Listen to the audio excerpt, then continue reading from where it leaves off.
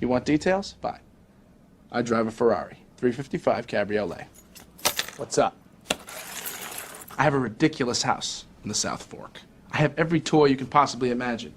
And best of all, kids, I am liquid. So, now you know what's possible. Let me tell you what's required. lifeadvicerr@gmail.com. Again, that's lifeadvicerr@gmail.com. Okay, we're going to do one here because we went long with Willie Cologne and it was worth it. So, okay, here we go. I'm 25 years old, born and raised in Indy. I went to a Big Ten school, was a basketball manager. He said he didn't want to use his name, but he gave me way too much more information. And where this goes, I don't want to give out too much. Worked hard in school and then ended up with a job with a baseball team, a pro baseball team, which is, it went from internship to full-time job. Jeez, this is amazing. And then he said he met this amazing girl. So, all right, basically graduates from a good Big Ten school, works for one of the teams there, ends up with a pro baseball team, has a full-time job, doesn't have to live in the city of the baseball team. So he moved out to Scottsdale, a.k.a. Hotsdale, Arizona. A lot of people love the Scottsdale stuff from last week because it's all true. It's just unbelievable. It's a very, very attractive city, but I'm just telling you, if somebody's taking pictures in front of a waterfall inside of a master bedroom with a dragon skeleton, it's probably not her house. All right. Here we go. During COVID, moved in with the girl, started living together, moved to Arizona. Girlfriend is a nurse, so she decided to quit her job and come with me. There were a couple times early on in the relationship where it seemed like she had signs of being mentally weak or having low self-esteem. She said that she needed to seek therapy. Okay, no problem there. Obviously, this stuff happens. She also mentioned that her last boyfriend was emotionally abusive and cheated on her multiple times, and that's where some of the low self-esteem comes from. For example, she went to Starbucks and they got her order wrong, and she just walked away with a messed up drink without correcting the Starbucks barista to give her the correct drink, and she ordered and paid for it. All right, so two things that I want to stop you at there. We all, maybe not all of us have done that, but the messed up drink thing. I remember years ago, when somebody would come over and say, "Hey, how's your meal?" And I think we all just instinctively say, "Oh yeah, it's great," when it isn't. A couple of years ago, I decided to start telling people, be like, "No, this isn't any good. Oh man, it's not going to affect your tip. You're still going to get 20%." As a former service industry person, I always try to tip well unless you're complete disaster. I mean, you really have to screw up for me to not want to tip you at 20% or higher. But I started just doing it. And I go, hey, you know what? This is kind of disappointing. And it wasn't like I wanted to send it back. I wasn't trying to get anything off the bill. But I got sick of actually lying to someone who would say, hey, how's your food? Because we all just say, great. So that's not too bad. I think that's something that a lot of us do. We just go, hey, you know what? Let's avoid conflict. Why am I going to tell the person? But man, if they make your stuff wrong, like that's an actual easier habit to break. The thing that I hate about this email, and it has nothing to do with the guy or the girl, it's the ex.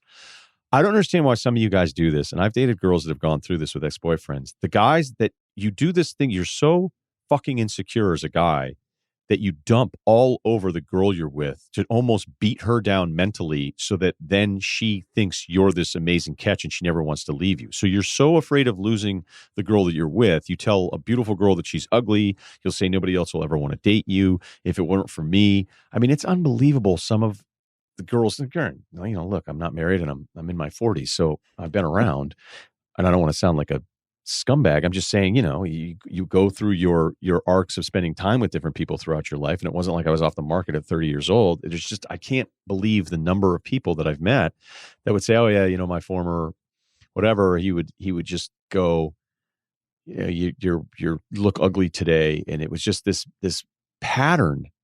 So those of you, some of you are listening right now and you guys do it, stop fucking doing that. so uncool. Like, it's just so screwed up. Even Kyle knows that's not cool.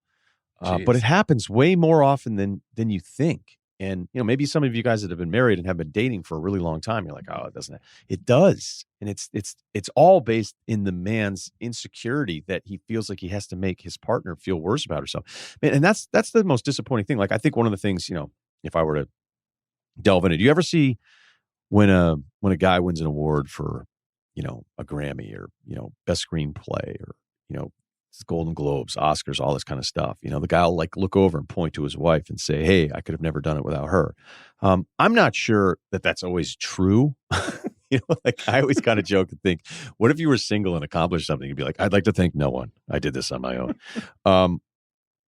that's the right thing to do. It's a nice thing to do. You thank your mom, you thank your wife, that plays really well. But you know what it is maybe that writer, I would sense the writer or the artist and musician or whatever, they could have done it by themselves because they're the ones that had the talent, and they could have married a bunch of different people, just like women can marry a bunch of different men.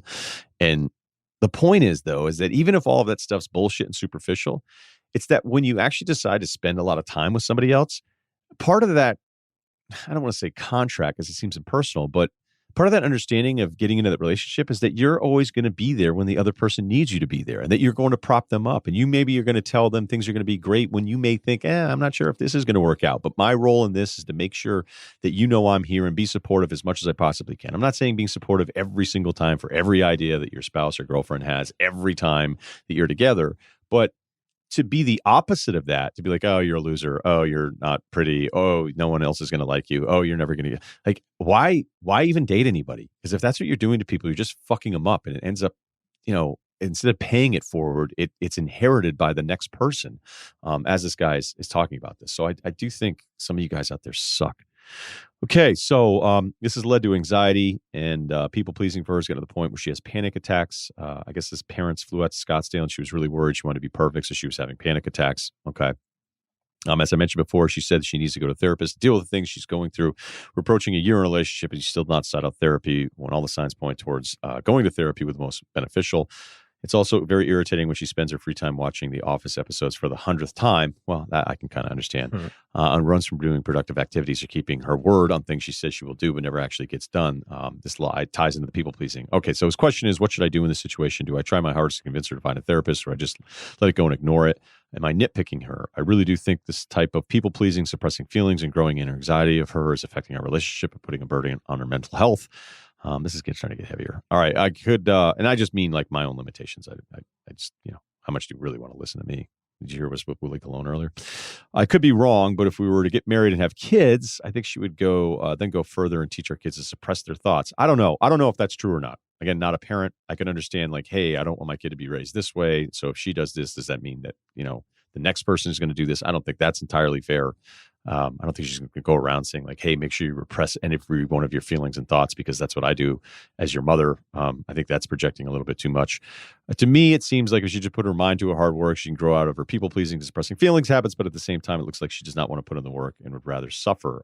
Look, the therapy part of this is really tough because like you're telling her to go. She clearly doesn't want to go. If she wanted to go, she would have gone already. So that's a simple answer. I don't know how hard you can push her on this unless you do kind of the thing we've talked about before. Approach this in a very serious sit-down style in a way that you've never done before instead of just letting it. Maybe you've already done that. So really, is this about, do you like her and you're coming up with things that you think you're worried about, or are you getting to the point where you don't like her and you can't do this? Because we've had a bunch of different people chime in, and like if you're just going to sit there and not really confront it, suggest it, let her do her thing, there's a balance of how comfortable are you telling somebody, hey, that you need to change your life or I'm out the door. But I mean, that's kind of what happens. But I can't figure out, you have to ask yourself two things. Are you worried about your relationship because of kids that don't exist yet? I think that's a little bit too much. Or are you worried right now, like, hey, I'm growing tired of this current, like judge the relationship based on what it is right now, not about what all the different things that could potentially be down the road. If you're cool with her and you're in love with her and you think all these things are great, and this is just a part of it, then you got to figure out a way to make it work because it's going to suck. You got to always remind yourself too, if you care about this person a lot, what it's going to be like if you're not with them. Now, if you don't think you care about this person all that much and it's driving you crazy every day in the moment, forget about the kid part of it. This is a tough one. It's really tough to go ahead and tell somebody else, hey, you need to change your life for us, because I'll tell you the track record of that when you're telling the other person is not, most people aren't like, yes, you're right, I am bad at this and I want to change starting tomorrow. I'll get up early and let's get it done. I mean, most people just don't work that way. So that's a tough one. And I don't know if I helped at all. So life advice, rr@gmail.com. Please rate, review, and subscribe to the Ryen Russillo podcast and the Ringer Podcast Network. And we'll talk to you on Friday.